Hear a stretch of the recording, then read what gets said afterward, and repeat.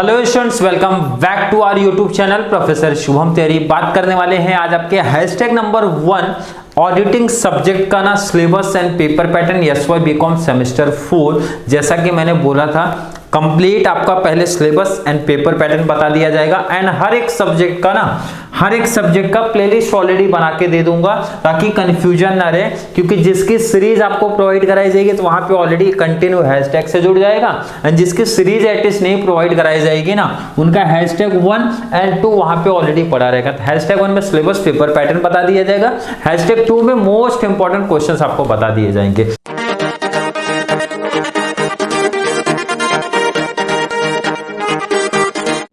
Clear है यहां तक का कॉन्सेप्ट? अब ध्यान से सुनो समझो। जिस बच्चे को जो स्टूडेंट ना देखो आगे चल के अकाउंटिंग फील्ड में कुछ काम करना चाहते हैं, चाहे जीएसटी लाइन हो गया, टैक्सेशन लाइन हो गया, ऑडिटिंग लाइन हो गया, सीए इंटर हो गया, सीएमए इंटर हो गया, या फिर एमबीए की प्लानिंग कर रहे हो, ध्यान से सुन लो समझ लो। मतलब कहीं ना कहीं अकाउंटिंग फील्ड में थोड़ा बहुत इंटरेस्ट है ना, तो मेरा सजेशन है ना, बहुत इंपॉर्टेंट टॉपिक है, बहुत इंपॉर्टेंट सब्जेक्ट है, इसके लिए नोट्स प्रॉपर बना के रख लेना ताकि आगे भी बेनिफिट्स मिले। जब आप आगे एमबीए की प्लानिंग कर रहे हो, सीएमए की प्लानिंग कर रहे हो, सीए की प्लानिंग कर रहे हो, सीएस की प्लानिंग कर रहे हो। क्लियर हो गया? क्योंकि ऑडिटिंग बहुत इंपॉर्टेंट सब्जेक्ट होता है। अगर अकाउंटिंग फील्ड में आपको इंटरेस्ट है तो मैं बात कर लूं तो ध्यान रखना वो बच्चे मैंने बताया सेपरेट आप नोट्स बना लेना, ज्यादा बेनिफिट्स रहेगा भाई। काफी मींस यूजफुल होने वाला सब्जेक्ट है आपका, आगे अकाउंटिंग फील्ड में काम आने वाले सब्जेक्ट है। अगर आप आगे भी ग्रेजुएशन के बाद पीजी भी करने की सोच रहे हो तो भी ऑडिटिंग का नोट्स इस तरीके से बना के रखना कि आगे हम लोग को काम आ जाए। ये चीज ध्यान में रख लेना आप लोग, क्योंकि वहां पे वही टॉपिक्स रिपीट हमारे होने लगते हैं। ऑडिटिंग जहां पे भी आपका होगा ना, कंप्लीट जो टॉपिक्स आप यहाँ पे देख रहे हो ना वही टॉपिक्स होगा। अब इसमें ऐसा कुछ नहीं कि सर एडवांस लेवल भी कुछ पूछेगा, कॉमन सी बात है। प्रैक्टिकल के जैसा तो नहीं है ना कि आपका डिग्री में ऐसा पूछा, सीएमए इंटर, सीए इंटर या फिर एमबीए में कुछ एडवांस लेवल पूछता है, प्रैक्टिकल में पूछता है। बट ये सब कॉन्सेप्ट ना कंप्लीट जैसे यहाँ पे आप देख रहे हो ना वैसे आपको पीजी में भी है and CA inter, CMA inter, CS level में भी है। बात करूंगा तो यहाँ पे ध्यान से देखो, इधर पहले सिलेबस की अच्छे तरीके से बात कर लो, फिर पेपर पैटर्न की बात करेंगे। अगर मैं टॉपिक्स की बात करता हूं ध्यान रखना कोई बच्चा कंफ्यूज नहीं होगा भाई। 4 ही टॉपिक्स हैं बट आपके काफी कुछ बुक्स में ना 5 टॉपिक में लिख दिया गया, मतलब 5 चैप्टर्स कर दिए गए। ध्यान से सुन लो समझ लो। रीजन बताऊंगा क्यों वो 4 से 5 हो गए आपके सिलेबस में, उसका भी रीजन दे देता हूं। पहला तो हमारा इंट्रोडक्शन टू ऑडिट, ऑडिट क्या होता है, ऑब्जेक्टिव्स क्या है, इंपॉर्टेंस क्या है वगैरह पूरी डिटेल। मतलब ऑडिट ये क्योंकि आपके लिए नया सब्जेक्ट है तो कंप्लीट ऑडिटिंग क्यों करते हैं, ऑडिटर कौन होता है, उसकी रिस्पॉन्सिबिलिटी क्या होती है, क्या क्या राइट्स उनको मिलते हैं, कंप्लीट मतलब ना इसके बारे में आप यहाँ पे पढ़ोगे, इंट्रोडक्शन टू ऑडिटिंग में पढ़ोगे। अब ध्यान से सुन लो समझ लो, ये चीज यहाँ पे आप अगर नोट्स बनाओगे या फिर लिख लेना, एटलीस्ट 4 पार्ट इसके अंदर में है। सब पार्ट्स इसके अंदर में कितने सर 4 हैं, मतलब ए बी सी डी समझ लो या फिर 1 2 3 4 समझ लो। मान के चलो ना इसके अंदर 4 पार्ट्स अपने को पढ़ने हैं अगर इसकी सीरीज प्रोवाइड कराई जाएगी तो आपको। ध्यान से सुनो सेकेंड टॉपिक क्या बोल रहे हैं, auditing planning procedures and documentation. Important topic है। इसमें कितने पार्ट्स की अगर मैं बात करूं सर, कितने पार्ट्स इसमें मिलने वाले हैं, 3 पार्ट्स बनेंगे। तो ये आप साइड में लिख लेना ताकि आपको भी समझे, जब इंपॉर्टेंट क्वेश्चंस आपको बताए जाएंगे तो वहां पे आपको समझना चाहिए कि मैं कौन से पार्ट्स की बात कर रहा हूँ, कैसे आपको बताए जा रहे हैं, या फिर लेक्चर्स भी अगर आपको प्रोवाइड कराए जाएंगे तो भी चीज ध्यान रखना, क्योंकि कंप्लीट करा के मिलेगा अगर सीरीज चालू होगा तो। इसकी मैं बात करूँ तो आपसे नेक्स्ट बात करेंगे sir auditing techniques and internal audit. बहुत इंपॉर्टेंट कॉन्सेप्ट है आपका ये इंटरनल ऑडिट। ऑडिटिंग में जिसको इंटरेस्टेड है जो लोग, या फिर टैक्सेशन अकाउंटिंग लाइन में इंटरेस्टेड है तो इंटरनल ऑडिट काफी मजेदार टॉपिक है और सब्जेक्ट भी है, प्रैक्टिकल बनता है आपका। इसके बारे में तो पूरा कंप्लीट एक टॉपिक ही है, बट फिलहाल तो आपके बीकॉम लेवल है ना तो उसमें एक छोटा सा एक बस जस्ट एक पार्ट दिया, तो ये चीज ध्यान में रख लेना आप लोग। अगर मैं पार्ट की बात करूं सर कितने पार्ट्स हैं इसमें, तो 4 पार्ट्स इसमें भी बनेंगे आपका। क्लियर है? अब ध्यान से सुनो कि अदर किसी मतलब बहुत सारे बुक्स में ना 5 चैप्टर कैसे बन गए आपके, तो ध्यान से देखो इधर ऑडिटिंग टेक्निक्स करके उन्होंने लिखा, एक तो वाउचिंग का अलग लिख दिया, वेरिफिकेशन का अलग लिख दिया। मतलब ना ये 2 अलग अलग पार्ट उन्होंने बना दिया, तो मैंने यहाँ पे ना एक में ही कर दिया। क्यों सर एक में क्यों कर दिया आपने यहाँ पे, तो ध्यान से देखो सुनो समझो, ये दोनों को मिला के ना एक ही क्वेश्चन बनने वाले हैं। मतलब ऐसा जैसे इस टॉपिक की मैं बात करूं, ध्यान से सुनो समझो आप लोग, ये भी इसी में समझ लो ताकि इंपॉर्टेंट क्वेश्चंस में काफी हेल्प हो जाए। जैसे अगर मैं बात करूं सर इंट्रोडक्शन टू ऑडिटिंग से कितने क्वेश्चंस बनेंगे, तो ध्यान से देखो इधर 4 क्वेश्चन बनेंगे। क्लियर है? तो दिख भी रहा वो 4 पार्ट है, 4 क्वेश्चन बन जाएंगे सीधा सीधा। वैसे भी कितने नंबर की अगर मैं बात करूं सर 15 मार्क्स का। क्लियर हो गया? इसकी बात करूं मैं सेकंड टॉपिक की बात करूं auditing planning procedures and documentation, कितने क्वेश्चन सर 4 क्वेश्चन।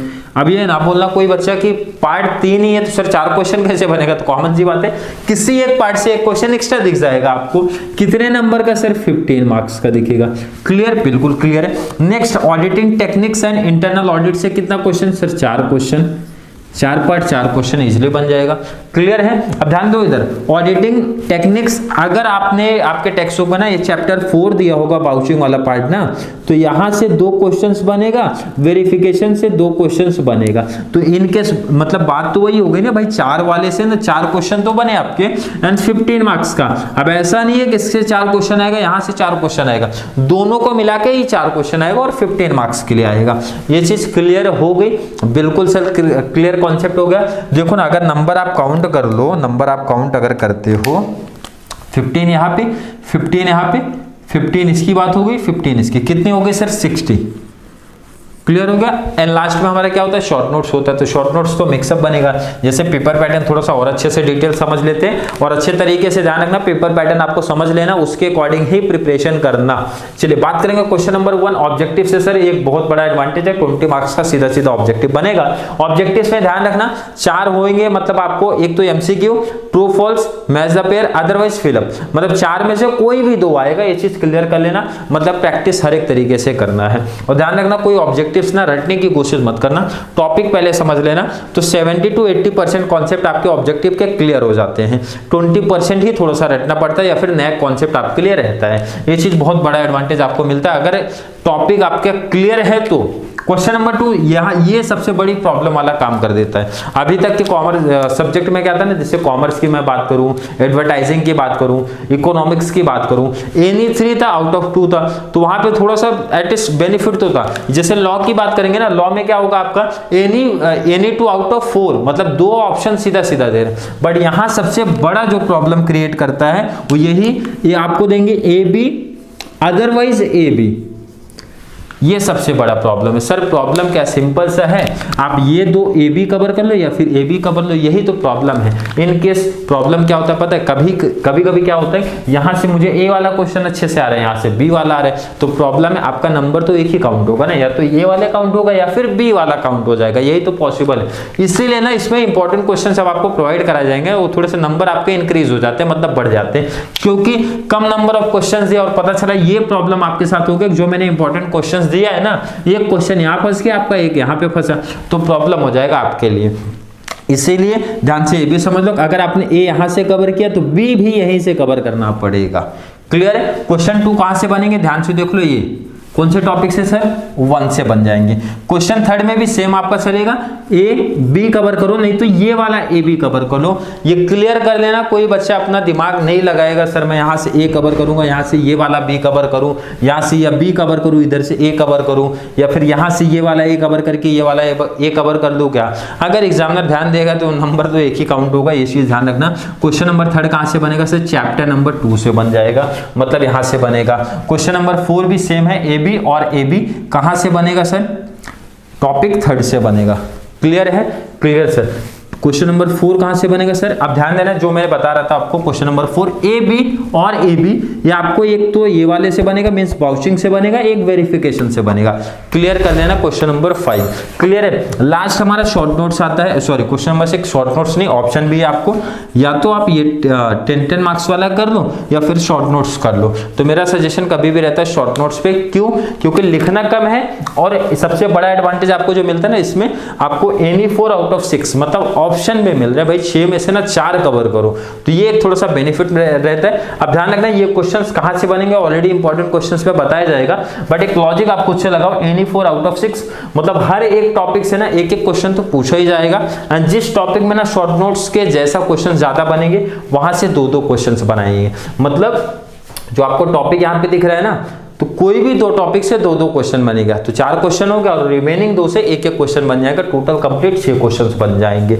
तो मैं जो इंपॉर्टेंट क्वेश्चन आपको प्रोवाइड कराऊंगा वहां पे शॉर्ट नोट्स लिखूंगा, ये लॉन्ग के चांसेस बहुत कम रहेंगे, अदरवाइज प्रोवाइड करा दूंगा, आपके ऊपर डिपेंड करेगा कि लॉन्ग कवर करना है या फिर शॉर्ट नोट्स कवर करना है। बट मेरा सजेशन रहता है कि हमेशा शॉर्ट नोट्स ही कवर करो, ज्यादा बेनिफिट रहता है। तो आई होप यहाँ पे ना आपको कंप्लीट सिलेबस की थोड़ी सी आइडिया चल गई है कि एसवाई बीकॉम सेमेस्टर 4 में हमारा सिलेबस क्या होने वाला है, कितने टॉपिक्स है, क्या क्या पढ़ने हैं, एंड हमारा पेपर पैटर्न क्या रहेगा, कौन से सब्जेक्ट का सर, ऑडिटिंग सब्जेक्ट का, जैसे कि मैंने बताया। एंड लास्ट में फिर बोलना चाहूंगा, जो बच्चे ना कॉमर्स में अकाउंटिंग लाइन में इंटरेस्टेड है, ऑडिटिंग सब्जेक्ट, हमारे कुछ सब्जेक्ट ऐसे जिसका आप कंप्लीट अच्छे तरीके से नोट्स रेडी कर लो एंड रेडी करना भी आगे, क्लियर मेंशन कर दूं।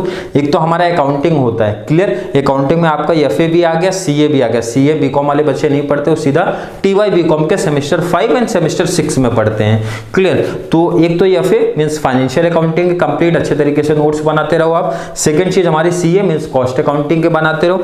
थर्ड हमारा मैनेजमेंट अकाउंटिंग भी उसी में पार्ट आ जाता है। टैक्सेशन बहुत इंपॉर्टेंट है, टैक्सेशन आप कम पढ़ते हो बट जो भी पढ़ना ना कंप्लीट नोट्स वगैरह प्रिपरेशन करते रहना, ज्यादा बेनिफिट्स आपके लिए रहेगा। ऑडिटिंग एक सब्जेक्ट है, लास्ट सब्जेक्ट आपका बिजनेस लॉ है। सर इकोनॉमिक्स बहुत ज्यादा बेनिफिट होगा क्या हमारे अकाउंटिंग फील्ड में, तो मेरा सजेशन है नहीं, कोई बहुत ज्यादा बेनिफिट्स ना के बराबर मैं बोलूंगा है।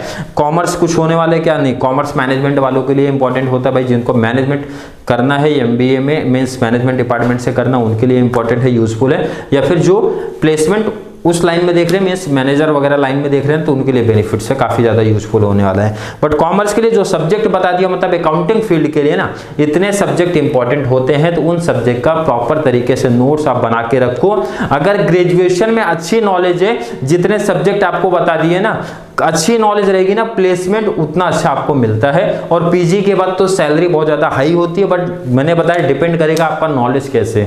तो इस पे जो गलतियां हम लोग करते आए हैं, मींस हम लोग ने किया अपने ग्रेजुएशन लेवल में या फिर पीजी लेवल में, इसीलिए मैं चाहता हूं ना कि जो बच्चे ग्रेजुएशन लेवल में ना ये गलती ना करें, जैसे कि जो अकाउंटिंग फील्ड में इंटरेस्टेड है वो लोग। तो इसका नोट्स आपको प्रॉपर बना के रख लेना है, फेंकना नहीं है भाई। नोट्स प्रॉपर बना के रखोगे तो प्लेसमेंट, क्योंकि बहुत सारे बच्चों का ये डाउट होता है सर प्लेसमेंट कैसा मिलेगा, किस तरीके से मिलेगा, वो कंप्लीट डिपेंड करेगा ना। जो क्वेश्चंस अगर देखोगे ना अकाउंटिंग फील्ड में जो पूछे जाते हैं ना, यही टॉपिक से ही पूछे जाएंगे, क्योंकि कॉमन से जो सामने वाले सीए होते हैं, सीएस होते हैं, सीएमए वाले होते हैं ना, यही क्वेश्चंस पहले पूछेंगे। आपकी थोड़ी सी ना बेसिक चेक की जाती है अकाउंटेंसी की, बेसिक बेस्ड है ना, तो सीधा वो टैक्स पे चले जाते हैं। टैक्स क्लियर है तो थोड़ी सी ऑडिटिंग की भी नॉलेज पूछ लेते हैं, लास्ट में हमारे लॉ पे आते हैं। सबसे पहले इसका मतलब आप खुद समझो कि पहले हमारा इंपॉर्टेंट है अकाउंटिंग, बेसिक से अकाउंटिंग, अकाउंटिंग के बाद हमारा सेकंड मैंने बताया टैक्सेशन इंपॉर्टेंट है, ऑडिटिंग इंपॉर्टेंट है, लास्ट में लॉ। तो ये सब्जेक्ट, चारों सब्जेक्ट आपको अच्छे तरीके से प्रिपरेशन करना, ताकि इन केस फ्यूचर में आपको टीवाई अदरवाइज पीजी के बाद ना अच्छी प्लेसमेंट मिल जाए। तो डिपेंड करेगा आपके नॉलेज के ऊपर, सिंपल सा है, नॉलेज जितना बेहतरीन रहेगा प्लेसमेंट उतनी अच्छी मिलने वाली है आप लोग के लिए। तो चलिए, वीडियो थोड़ा सा भी हेल्पफुल लगता है तो वीडियो को लाइक करना, अपने फ्रेंड सर्कल को शेयर करते रहो और अच्छे अच्छे कॉमेंट करते रहो। बार बार बोला जा रहा है ना बच्चे, जिस सब्जेक्ट के ऊपर कमेंट करेंगे सर इसकी सीरीज लेके आइए, क्योंकि सीरीज आपको मैंने बताया मिनिमम 2 एंड मैक्सिमम 3 सब्जेक्ट की ही सीरीज पॉसिबल है एसवाई बीकॉम सेमेस्टर 4 में। टीवाई बीकॉम में अच्छे मींस ज्यादा क्राउड रहेगा हमारा टीवाई बीकॉम के लिए, तो मैंने बताया कंप्लीट जितने सब्जेक्ट है ना उतने टीचर्स अवेलेबल रहेंगे इसी चैनल पे कंप्लीट। जैसे कि यहाँ पे लेक्चर्स प्रोवाइड कराता हूँ ना मैं, ऐसे ही लेक्चर्स प्रोवाइड कराएंगे वो लोग भी। तो चलिए मिलेंगे नेक्स्ट क्लास में, अदर सब्जेक्ट के सिलेबस पेपर पैटर्न के बारे में बात करेंगे। तब तक के लिए थैंक यू सो मच।